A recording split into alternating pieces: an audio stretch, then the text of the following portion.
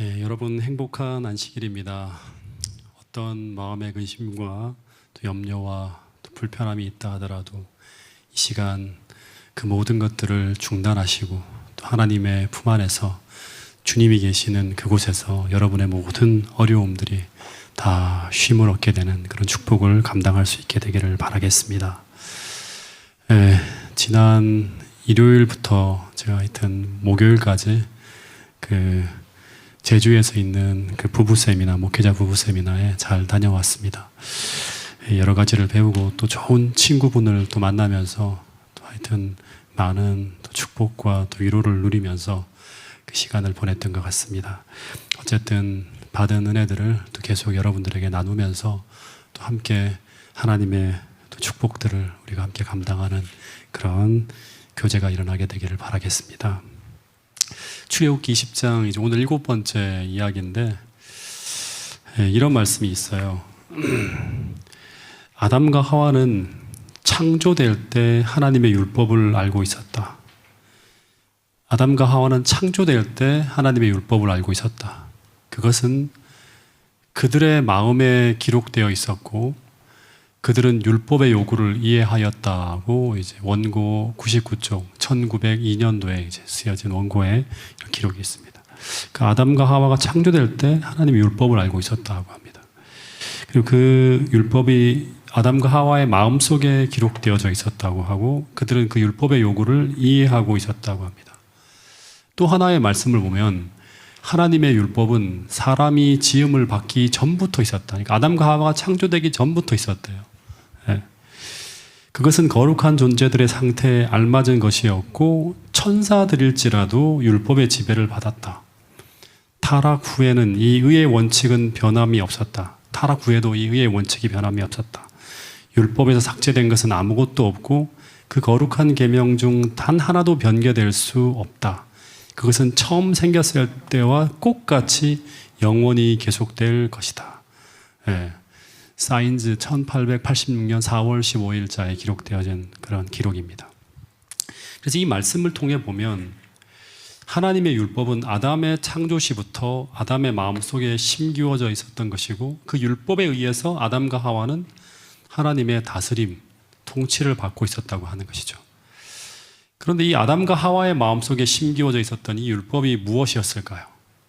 아담과 하와의 마음속에 심기워졌던 이 율법이 무엇이었을까요? 창조 전에 그 율법, 사람이 짐을 받기 전에부터 있었던 이 율법은 어떤 것이었을까? 도둑질하지 말라, 간음하지 말라 이런 것이었을까요? 네? 도둑질하지 말라, 간음하지 말라 이런 것이었을까요? 그렇지 않고 이것은 범죄 후에 만들어진 것이고 실제 창조 시에 아담과 하와의 마음속에 심기워진 율법은 뭐다? 그 뭐예요? 하나님을 사랑하고 그 다음에 이웃을 사랑하는 거죠.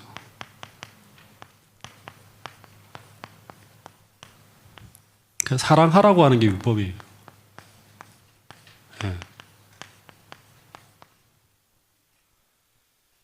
그 율법은 하나님을 사랑하고 사람을 사랑하라고 하는 거예요.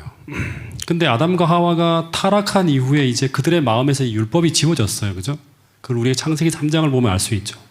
아담은 하나님을 사랑하는 것이 아니라 피해요. 두려워 숨어버리는 존재가 되어버리고 그리고 뼈 중에 뼈요 살 중에 살이던 이 하와는 사람을 더 이상 사랑의 대상이 아니라 미워하는 대상으로 변해버렸죠. 율법이 이제 지워진 거예요. 파괴된 거예요. 근데 이런 이기심과 증오로 망가진 마음을 다시금 사랑의 마음으로 재창조하기 위해 허락되어진 것이 바로 무엇인가 하면 복음이죠.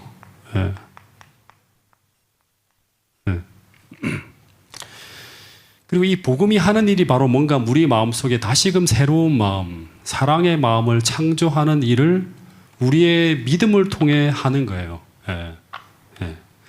그리고 우리의 마음에 그 복음이 들어와서 다시금 그 사랑의 율법을 우리의 마음속에 기록했는지를 성령을 통해서 기록했는지를 성령을 통해 다시금 우리의 마음이 재창조되었는지를 확인케 해주는 거울과 같은 역할을 하는 것이 바로 뭔가 하면 기록된 율법이라고 야고보서 1장 23절 25절에 설명하고 있어요. 그러니까 다시 말하면 율법이라고 하는 것은 뭔가 하면 이 복음이 우리 마음속에 들어왔는지 진짜로.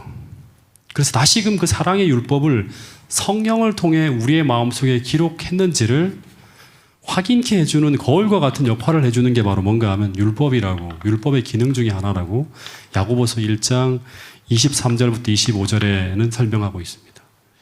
그래서 이 거울의 역할에 대해 조금 더 설명을 하면 하나님의 율법은 뭐다? 하나님을 사랑하는 것과 이웃을 사랑하는 것을 이 죄인이 몰라요. 어떻게 사랑해야 되는지를. 그래서 어떻게 우리가 그것을 실천해야 되는지를 그 사랑의 원칙을 설명하는 게 바로 뭔가 하면 율법이에요. 이 사랑을 어떻게 해야 되는지 이 사랑의 원칙을 설명하는 게 바로 뭐다? 율법이라고 하는 거예요.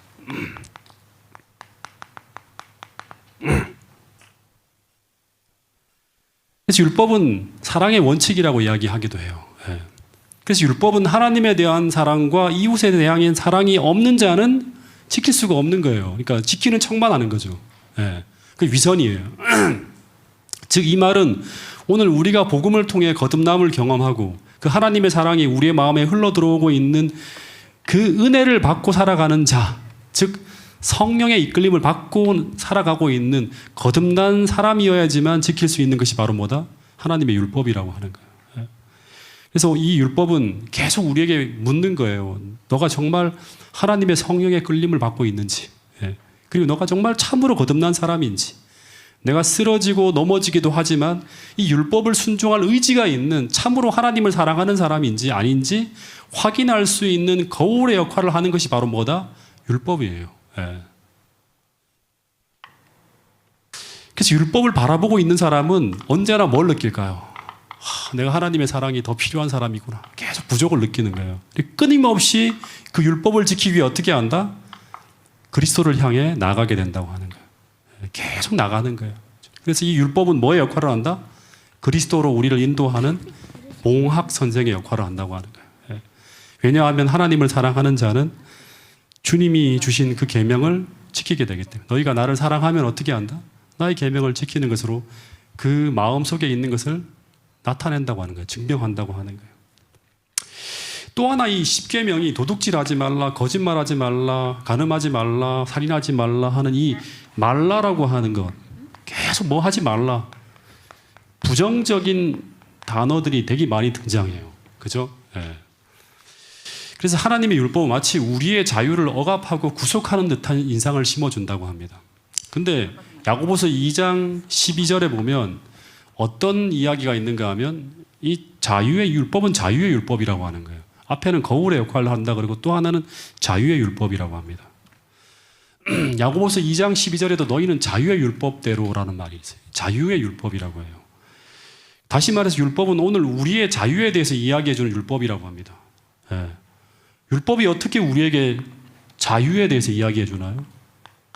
뭐 하지 말라, 뭐 하지 말라 맨날 부정적인 얘기만 하고 있는데 이걸 여러분들 이해하셨습니까? 이 말이 이해가 됩니까? 재림교회 성격 주석을 보면 하지 말라는 계명이 등장하는 이유는 인간은 다 죄된 성향을 가지고 있기 때문에 우리 인간이 선과 악을 구별하는 것을 돕기 위한 목적으로 이런 부정적인 단어들이 많이 등장한대요. 또 하나는 이 죄인의 마음에는 억제해야 되어야 할 강한 죄된 경향들이 있다는 것을 알려주기 위해서 부정적인 이런 어떤 단어들이 적혀 있다고 합니다.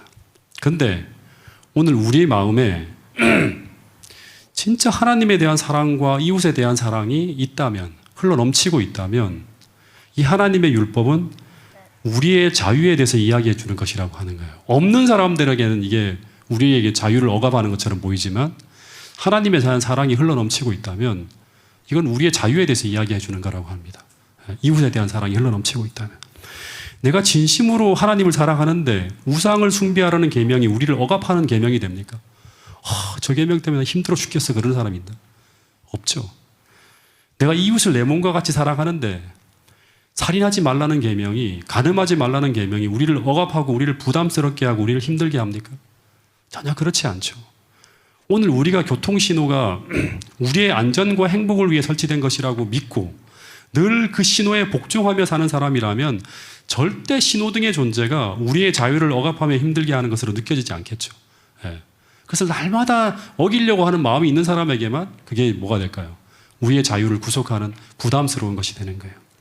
마찬가지로 오늘 우리가 그리스도의 성령의 지배를 받고 살아가고 있다면, 오늘 우리가 하나님의 사랑의 지배를 받고 있다면, 오늘 우리가 사망에서 생명의 땅으로 넘어온 진정으로 거듭난 존재라면 율법은 우리를 구속하는 것이 아니라 그 율법은 오늘 우리가 하나님의 법의 통치를 받고 있는 하나님의 자녀임을 증명해 준다고 하는 것입니다.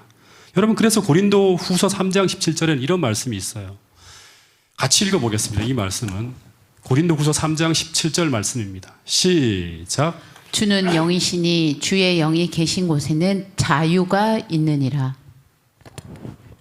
네, 하나님의 영이 우리의 마음을 통치하고 있다면 오늘 그런 하나님에 대한 사랑과 이웃에 대한 사랑이 우리의 마음속에 막 흘러넘치고 있다면, 충만하다고 하면 우리는 뭐가 있다? 자유가 있어요. 왜냐 그러면 내가 율법대로 행하는 게 뭐예요? 자유예요. 억압이 아니라. 네. 그러면 오늘 우리는 이제 이 자유를 경험하기 위해서 어떻게 해야 되는가 하면, 이 하나님에 대한 사랑과 이웃을 사랑하는 이 사랑이 하나님의 성령을 통해서 우리의 마음속에 기록되어져 있어야 돼요. 그래야지만 우리가 그리스도인으로서 자유와 행복을 누리게 됩니다. 아들이 있는 자유에게는 뭐가 있다? 자유가 있는 거예요. 그래서 오늘 내 이웃을 내 몸과 같이 사랑하기 위해서 오늘 우리 삶에 실천되어져야 할 행위들이 이제 8계명부터 10계명까지가 남아 있는데, 이 8계명부터 10계명까지는 서로 다 연결되어져 있어요. 그래서 이거 3계명을 한꺼번에 전부 다 이제 설명을 하려고 하는데 조금 이제 시간이 많이 걸린다는 생각이 들어서 8계명과 9계명까지만, 8계명과 10계명까지만 좀 공부하고 나머지 9계명은 그 다음 주 화요일 날 좀 여러분들에게 나누면서 그 다음 부분으로 넘어가려고 합니다. 여러분, 8계명이 뭐예요? 출애굽기 20장 15절에 보면 제 8계명이 뭐예요? 이건 좀 다 외우셨으면 좋을 것 같아요. 우리 10계명은. 네, 우리 법의 사람들이잖아요. 네. 8계명이 뭐예요? 네, 도둑질 하지 말라는 거예요. 히브리어 원어로 보면 로 티그노브라고 하는 단어를 사용해요. 로 티그노브. 그래서 이 로라고 하는 거는 뭐냐 그러면 하지 말라는 거예요. 부정형. 티그노브는 뭐냐면 속이다, 훔치다라고 하는 거예요. 속이다, 훔치다. 직역하면 너는 결코 도둑질을 하지 말라고 하는 뜻이라고 합니다. 결코. 이 도둑질 하려고 하지 말라고 하는 계명의 1차적인 의미는 다른 사람의 사적인 소유권을 어떻게 알아? 존중하라고 하는 의미인데, 이 구약 시대에는 모든 사람들이, 많은 사람들이 아주 적은 재산으로 이제 하루하루 살아가는 거예요. 그래서 이 계명은 인간의 생명을 지키기 위해 마련된 계명이라고 합니다. 당시. 그러니까 작은 어떤 그런 이 소유물을 가지고 최소한의 어떤 의식주를 가지고 살아가는 사람들에게 어떤 사람이 와서 그 물건을 훔치거나 도둑질하거나 빼앗으면 결국 그 사람은 생명을 잃을 수도 있는 그런 환경 속에 살아가는 사람들이 당시 구약시대 사람들이었다고 합니다. 근데 왜 우리는 남의 물건을 훔치고 이렇게 훔치려고 할까요? 왜 이런 마음이 있을까요? 도둑질이라고 하는 것은 3가지 정도의 이유 때문에 행하게 된다고 합니다. 그 첫 번째 하나는 뭘까요? 도둑질을 하게 되는 이유, 첫 번째, 빈곤 때문이에요. 네. 내가 빈곤하다고 느낄 때 우리는 도둑질을 행하게 될 가능성이 있어요. 근데 우리가 아무리 빈곤하다고 하더라도 우리 마음속에 뭐가 있으면, 정직하게 살아가는 것이 삶의 원칙에 놓여 있다고 하면 절대로 우리 도둑질을 하지 않죠. 두 번째는 뭔가 하면 우리의 마음속에 9번째 계명이 기록되어져 있지 않으면, 즉 부정직한 마음이 우리 마음속에 있다 그러면 어떻게 된다? 도둑질을 행할 수 있는 가능성이 있다고 하는 거예요. 세 번째는 뭘까요? 세 번째는 우리의 탐욕, 탐심이에요. 이 제일 크죠. 네. 탐심, 욕심이거든. 그래서 우리의 마음속에 물질에 대한 아주 소유욕이 커지게 될 때, 남의 물건을 탐하게 될 때 우리 도둑질을 하게 된다고 합니다. 그래서 학자들은 이 8, 9, 10계명이 다 연결되어져 있다고 합니다. 9계명이 뭐예요? 거짓말하지 말라고 하는 거죠. 이 부분은 우리가 다음 주에 이제 공부하게 되는데, 이 거짓말하지 말라고 하는 말은 거짓말만 하지 말라고 하는 게 아니라 정직하게 살라고 하는 말이죠. 그래서 부정직한 삶을 금하게 하는 계명이므로 도둑질하는 것도 이 계명을 범하는 거예요. 예. 또 하나는 뭐냐면 10계명 중에 마지막 계명, 이제 오늘 이 부분을 가장 많이 공부할 거예요. 자, 이 10계명 중에 10번째 계명 같이 한번 읽어보겠습니다. 출애굽기 20장 17절. 시작. 내 이웃의 집을 탐내지 말라. 내 이웃의 아내나 그의 남종이나 그의 여종이나 그의 소나 그의 낙이나 무릇 내 이웃의 소유를 탐내지 말라. 이 탐심이라고 하는 건 도둑질하게 만드는 동기죠. 그래서 이 8계명과 10계명은 서로 깊이 연관되어져 있는 거예요. 하나처럼 연관되어져 있는 거예요. 8계명은 도둑질하는 행동을 죄로 규정하고 있고 10계명은 도둑질하는 동기, 그죠? 이 동기죠, 동기. 도둑질하게 만드는 동기를 죄로 규정하는 거예요. 예. 여러분, 이 10계명, 10번째 계명을 보면 좀 특별한 게 있지 않나요? 첫 번째 계명부터 10번째 계명 가운데 가장 특별한 계명 중에 하나가 이 10번째 계명이라고 합니다. 좀 특별한 게 뭐예요? 다른 모든 계명은 행위를 죄로 규정하고 있어요. 살인하지 말라, 도둑질하지 말라, 거짓말하지 말라, 행동을 계속 죄로 규정하는데 이 10번째 계명은 뭐를 죄로 규정하는 거죠? 불의한 욕망이에요. 즉 마음에서 벌어지는 우리를 죄된 행위로 인도하는 욕망을 뭐로 규정한다? 예, 죄로 규정하는 계명이에요. 10번째 계명을 이제 제일 핵심이 뭐예요? 이웃의 소유를 탐내지 말라고 하는 거예요. 마지막 부분이요. 근데 탐내다고 하는 단어가, 이 탐내다라고 하는 단어가 히브리어로 이제 하마드라고 하는 단어를 사용해요. 이 단어의 의미는 뭔가 하면 몹시 바라다고 하는 거예요. 몹시 바라다. 혹은 이기적인 욕심을 가지다. 혹은 과도한 탐욕을 지니다. 이런 의미라고 합니다. 예를 들면 이런 거예요. 내가 어떤 좋아하는 것을 보면 꼭 가지고 싶어서 참지 못하고 안달이 나는 거예요. 막 너무너무 막 갖고 싶은 거예요. 내 거 아닌데 이걸 딱 내 마음속에서 중단을 못하는 거예요. 너무너무 안달이 나는 거예요. 저것을 빼앗고 싶을 만큼 막 열망이 일어나는 거예요. 예. 이게 바로 뭔가 하마드라고 하는 단어래요. 그래서 이웃의 소유물을 탐내지 말라고 하는 이 계명은 이기적인 욕심과 과도한 욕망을 어떻게 알아? 금하라고 하는 명령이라고 합니다. 그래서 이기적인 욕심, 과도한 욕심을 뭐라고 해요? 한마디로 하면 이기적인 욕심, 막 나밖에 몰라 막 이기적인 욕심, 그 다음에 아주 지나칠 정도로 막 탐하는 이런 과도한 욕망을 가지고 뭐라고 해요? 이걸 뭐라 그러죠? 탐심이라고 하죠. 네.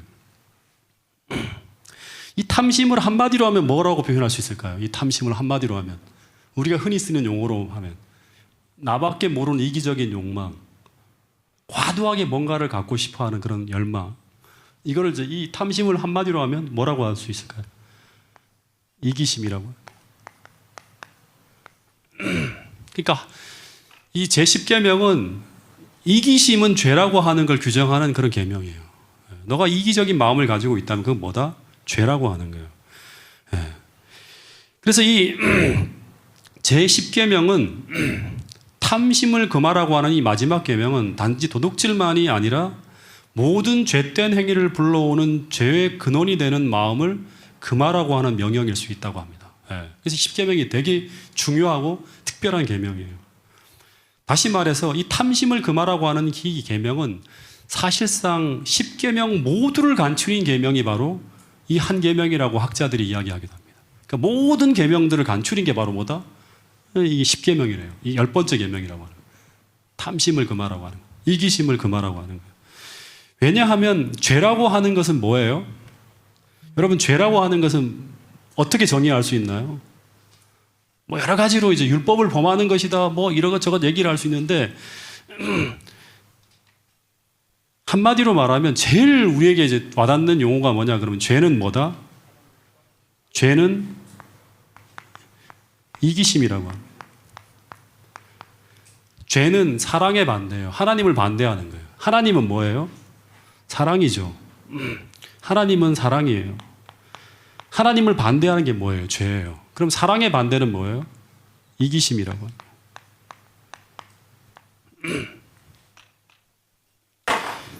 그래서 모든 죄는 이 이기적인 욕망에서부터 우리 마음에서 올 때부터 시작해서 생겨나는 게 바로 뭐냐면 죄예요. 모든 죄예요. 그래서 성경은 이제 모든 죄는 이기적인 욕망에서 시작된다고 성경이 말하고 있는 성경절이 뭐예요? 어디 있죠? 이 이기적인 욕망을 마음에 가지면 죄가 생긴다. 그걸 얘기하고 있는 성경절이 어디 있습니까? 야고보서 1장 15절. 욕심이 잉태한 즉 뭐를 낳고? 죄를 낳고. 이 욕심이 뭐예요? 탐심이죠. 한마디. 어떤 것을 막 이제 뭐랄까 이제 이 이기적인 마음이 마음속에서 막 품겨지면 어떻게 된다? 죄를 낳고. 이 죄가 처음에는 이기심이 잘라지지 않으면, 복음을 통해 잘라지지 않으면 그건 결국에는 뭐로 간다? 죄로 가고. 이 죄가 결국에는 그리스도의 은혜로 처리되지 못하면 어디로 간다? 점점 커져서 우리 삶 전체를 지배하면 뭐가 된다? 결국에는 사망으로 간다고 하는 거예요. 그러니까 이기심, 즉 탐심에서 뭐가 만들어지는가 하면 도둑질도 나타나게 되고, 제일 흔한 게 거짓도 증거하게, 거짓 증거도 여기서 하겠죠. 예. 이기심에서 나의 유익을 위해서 뭘 하는 거예요? 거짓말을 치는 거죠. 그리고 시기, 질투, 미움, 살인 전부 다 뭐에서 오는? 이기심에서 나오는 거예요. 예. 모든 죄된 행위가 다 여기서 벌어진다고 하는 거예요. 간음 같은 경우도 이기심 때문에 탐심에서 시작되나요? 잠언 6장 24절 25절에 보면 우리의 마음에 내 아내가 아닌 다른 여인의 아름다움을 탐하는 그 탐심이 바로 간음을 만들어낸다고 합니다. 그러니까 이 마지막 10번째 계명이 탐심에서 이 간음도 하게 되는 거예요. 그래서 이 성경에서 말하는 죄는 한마디로 말하면 이기심이라고 할 수 있는데, 이 이기심은 어떻게 보면 나의 욕망을 추구하는 마음이에요. 예. 나의 욕심을 추구하는 거예요. 예. 또 쉽게 말하면 나를 위하는 마음이에요. 나만을 위하는 마음이에요. 근데 한번 여러분 공부를 잘했으니까 한번 물어볼게요. 둘째 계명을 공부하면서 우상숭배는, 이 우상숭배에서 우상은 어떻게 세워진다고 했죠? 우상은 뭐를 위해서 세우는 거예요? 네, 나를 위하여 세워지는 게 바로 우상이라고 했죠. 그래서 골로새 3장 5절에 보면 이 탐심을 뭐라고 하는가 하면 우상숭배라고까지 이야기합니다. 골로새 3장 5절 같이 한번 읽어보겠습니다. 시작. 그러므로 땅에 있는 지체를 죽이라. 곧 음란과 부정과 사욕과 악한 정욕과 탐심이니 탐심은 우상 숭배니라. 네, 그러므로 땅에 있는 지체를 죽이라. 곧 음란과 부정과 사욕과 악한 정욕과 탐심이니 이 탐심은 뭐다? 우상 숭배니라. 왜 탐심이 우상 숭배인가?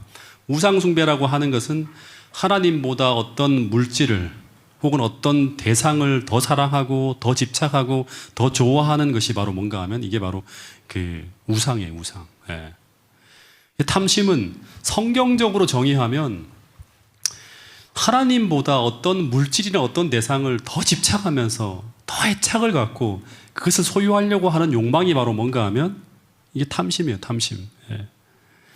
그래서 이 탐심을 딱 마음에 품고 있으면 그 다른 사람을 돌아보려고 하는 마음이 싹 사라져요. 예. 이기적인 어떤 마음이 꽉 차 있으면 다른 사람을 돌아보려고 하는 여유가 전혀 없습니다. 오로지 뭐만을 생각하는가 하면 자신의 욕심만을 채우려고 하는 극단적인 이기주의가 바로 뭔가 하면 이 탐심이 우리를 끌고 가는 종착지예요. 아주 극단적인 이기심으로 쭉 끌고 가는 거예요. 예. 그래서 오늘 우리 안에 이 탐심이 들어와서 우리를 지배하고 있으면 어떤 행동이 나타나는가 하면 사랑에 반대되는 행동이 나타납니다. 그래서 이기심으로 특정 지어지는 행동이 나타나게 되는데, 또다시 말하지만 사랑의 반대는 뭐다? 이기심이라고 하는 거예요. 예. 그래서 우리는 조금도 손해보려고 하지 않을 것이고, 탐심이 딱 들어와서 우리의 마음을 딱 지배하고 있으면 조금도 내 것을 희생하려고 하지 않아요. 예. 예. 그러니까 우리 삶에 뭐가 없어진다? 여유가 없어지는 거예요. 아주 예민해져요. 내 권리에 대해서, 내 소유에 대해서. 그리고 필연적으로 나의 권리와 소유를 지키려고 애쓰는 가운데 어떤 일이 벌어지는 건 사사건건 주변의 사람들과 시비가 붙고 다툼이 붙을 수 있어요. 왜냐 그러면 오늘날 수많은 가운데서 갈등이 조정이 안 되고 해결이 안 되는 게 뭐예요? 전부 다 사람들이 다 나만을 위해 살기 때문에 계속 분쟁이 일어나는 거예요. 갈등이 일어나는 거예요. 다 법원에까지 가야 되는 거예요. 여러분, 공동체가 행복하게 유지되기 위해서 꼭 필요한 것이 뭐라는가 하면 이 사랑이라고 하는 윤활유입니다. 예. 이 사랑이 식어지면, 이 사랑이라고 하는 윤활유가 없으면 공동체는 망해요. 생존, 존재할 수가 없는 거예요. 예. 이 사랑이라고 하는 윤활유가 있어야지 뭐가 되는 거예요? 공동체가 부드럽게 유지되는 거예요. 교회 안에서도 그렇고 가정에서도 그렇고 어떤 사회나 공동체 안에서 이 사랑이라고 하는 건 사람이 행복하게 살아갈 수 있는 이 가장 중요한 윤활유예요. 이게 없으면 돌아가지가 않아요. 예. 이 사랑이 충만한 공동체는 어떤 일을 하여도 언제나 행복해요. 어떤 일을 하는 게 부담이 없어요. 왜냐 그러면 서로 그 짐을 나눠주려고 해요. 서로 자기를 희생하려고 해요. 그 일을 추구하기 위해서 같이 전부 다 희생하는 거예요. 다 덤비는 거예요. 그 짐을, 그 무거운 걸 같이 들려고. 예.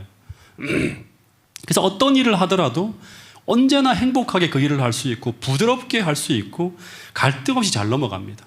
힘든 일을 만나도 서로가 짐을 나눠주고 감당하면서 다 뭐가 없는 거예요. 탐심이 없고 뭐가 있는 거예요. 사랑이라고 하는 거예요. 예. 사랑으로 꽉 뭉쳐져 있으면 그것이 언제나 어떤 일이 닥친다 하더라도 그 짐이 가벼울 수 있다고 하는 거예요. 근데 이 사랑이라고 하는 것은 뭐다? 말이 아니라 이기적인 탐심을 이겨내는 가운데 자기 희생이라는 행동으로 나타나는 게 바로 뭐예요? 이 사랑이라고 하는 거예요. 그래서 사랑은 원칙이에요. 어떻게 사랑하는가를 쭉 설명해 주는 게 바로 뭐예요? 이 하나님의 율법이라고 하죠. 그래서 양보하고 희생하고 불편하고 힘든 일을 짊어지는 그 희생 속에서 공동체가 유지되게 하는 힘이 바로 이 사랑이라고 하는 거예요. 그래서 너희가 서로 사랑하면 그 공동체 안에 그 공동체가 바로 비로소 교회가 되는 거예요. 천국이 된다고 하는 거예요. 근데 이 불편하고 힘든 짐을 누가 짊어지는가? 공동체의 어떤 불편하고 힘든 짐을 누가 짊어지는가? 누가 짊어지죠? 누가 짊어집니까? 지금까지 배운 대로 하면 주님을 가장 크게 사랑하는 사람이 가장 크게 희생하고 가장 크게 헌신하고 가장 불편한 짐을 짊어지게 돼 있어요. 이건 필연적입니다. 네. 네. 공동체에 가장 불편하고 힘든 짐을 누가 짊어지는가? 목사가 짊어지고 장로가 짊어지고 집사가 짊어지고 청년이 짊어지고 성도가 짊어지는 게 아니라 누가 짊어진다? 그리스도를 가장 크게 사랑하는 사람이 가장 크게 헌신하면서 가장 크게 희생하고 가장 불편한 짐을 짊어진다고 하는 거예요. 여러분 이거 꼭 기억해야 됩니다. 제가 몇 년을 이 교회에 있으면서 제가 공적인 칭찬을 거의 안 하는데요. 제가 최근에 이제 교회에서 일어나는 몇 가지 일을 보면서 참 감동받은 일이 있어서 여러분들에게 이 말씀을 나누면서 꼭 한번 좀 이렇게 소개를 해야겠다는 생각이 들었어요. 그 하나가 뭔가 하면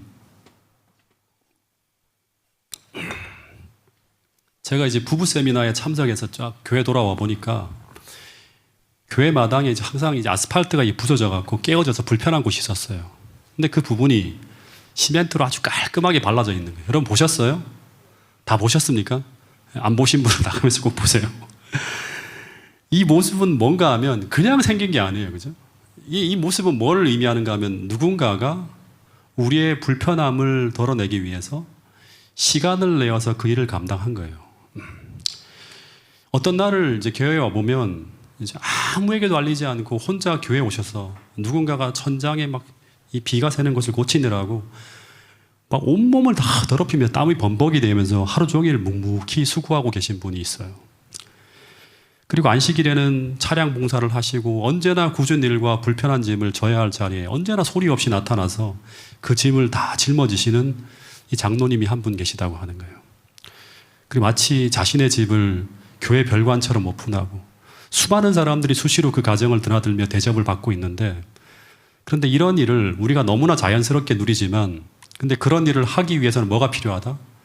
자기를 희생하는 큰 사랑이 있어야 가능하다고 하는 거예요. 그 사랑을 우리가 지금 계속 공부했지만 그 사랑은 바로 그리스도의 사랑이 그분을 통해 흘러나가는 것이라고 저는 믿습니다. 여러분 그런 분들이 교회에 많이 있으면 이 교회는 굉장히 행복하고요. 어떤 어려운 일이 닥친다 하더라도 서로 짐을 짊어지는 어떤 그런 희생의 본을 통해서 어떤 어려움이 있더라도 그 짐을 가볍게 짊어지고 나갈 수 있다고 하는 거예요.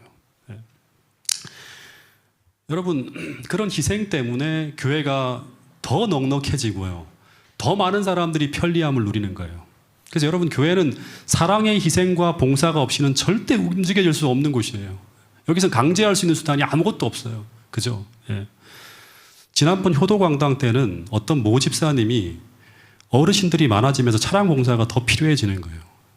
근데 하루 출근을 미루고 어떤 한 집사님이 그 어르신들을 위한 차량 봉사를 하기 위해서 하루를 희생하는 모습을 보면서 제가 굉장히 큰 감동을 받았어요. 회사 출근도 안 하시는 거예요. 예.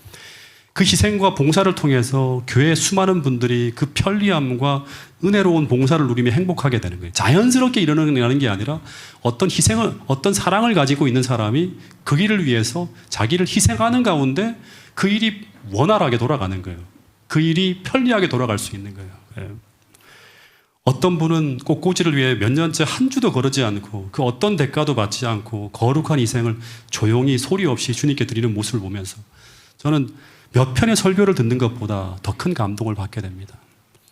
그리고 늘 소리 없이 아무도 모르게 드러나지 않는 곳에서 묵묵히 일하고 있지만 어려운 사람을 돕고 교회를 위해 그리고 어려운 이웃을 위해 희생하고 헌신하는 자리에는 언제나 빠짐없이 드러나지 않지만 보이지 않게 헌신하시는 많은 분들이 있어요.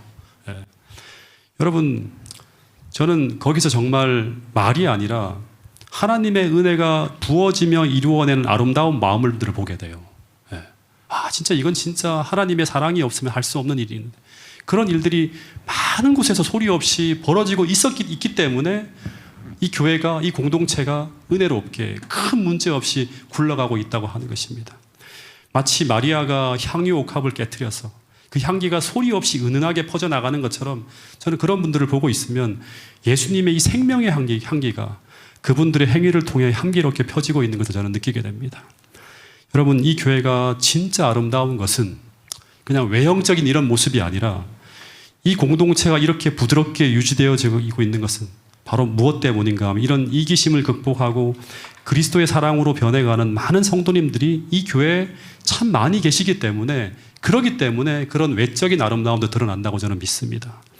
그런 모습을 볼 때마다 큰 감동이 있고 그런 사람들이 더 많이 채워지는 교회가 바로 뭔가 하면 예수님께서 진짜 함께 계시는 바로 진리의 교회, 바로 파주중앙교회라고 저는 믿습니다. 여러분, 우리가 배울 때마다, 이렇게 공부할 때마다 그냥 이것을 하나의 은혜로운 이야기로 듣고 지나가는 것이 아니라 꼭 실천을 통해서 우리의 이기심을 극복하고 복음을 통해서 변화되어지는 체험을 여러분 모두가 꼭 할 수 있게 되기를 간절히 바라겠습니다. 여러분, 죄는 뭐다? 탐심이에요. 탐심. 다시 말하면 자기만을 위해 사는 거예요. 거기에는 사망이 있어요. 결코 은혜로운 결과가 나타나지 않습니다. 만약에 이것이 우리 마음을 지배하고 있다면 반드시 싸워서 그걸 극복해야 돼요. 예. 여러분, 탐심은, 이 죄는 절대 자기를 희생하지 않습니다. 자기를 지켜요. 끝까지 지킵니다. 예. 조금의 이익도, 조금의 어떤 그런 것도 양보하지 않습니다. 이 죄는.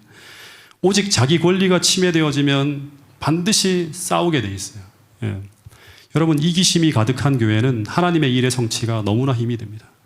왜냐하면 서로 그 일을 이루기 위해 져야 할 짐을, 이 거룩한 부담을 서로 짊어지려 하지 않기 때문에. 그러다 보면 계속 다투는 거예요. 예. 너는 하는데 왜 나는 안 하냐? 예. 나는 하는데 왜 너는 안 하냐? 계속 이런 일들이 반복되어지는 거예요. 여러분, 오늘 우리가 그리스도인이라고 하면 우리는 그리스도의 사랑을 사람들에게 실천하는 사람이에요. 그죠? 그리스도를 사랑하는 사람은 성령께서 우리의 마음에 사랑의 율법을 기록한 사람이 바로 누구인가 하면 진짜 그리스도인입니다. 그렇다면 오늘 그 사랑이 우리의 삶 속에 실천되어지고 그것을 통해서 내가 하나님의 복음을 경험한 사람이라고 하는 걸 증명한다고 하는 것이 지금 우리가 계속 배우고 있는 내용들입니다. 여러분, 이 10번째 계명, 탐심을 어떻게 정복할 수 있을까? 정말 정복하고 싶은데 잘 안 되잖아요. 그죠? 어떻게 정복할 수 있을까? 이 마지막으로 그 비결을 하나 가르쳐 드리고 오늘 말씀을 좀 줄이도록 하겠습니다. 서두에도 계속 이야기했듯이 탐심이 생기는 이유는 바로 뭐다? 탐심이 생기는 이유는 바로 뭔가 하면 내 안에 이 물질의 부족을 느끼는 거예요. 물질이 부족하기 때문이 아니라 물질의 부족을 느끼기 때문이에요.